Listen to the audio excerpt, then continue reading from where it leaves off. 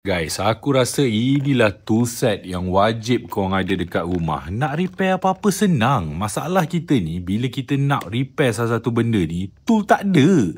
Ini hilang lah, itu tak muat lah dan sebagainya. Kau tengok toolset ni.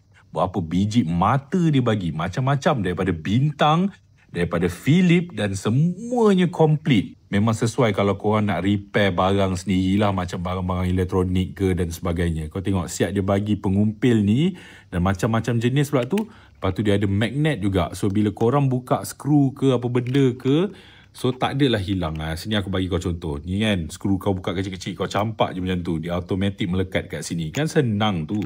Dan juga dia ada macam-macam juga bagi kat sini. Kau tengok ni. Macam ni biasalah. So kau boleh tukar mata-mata tu.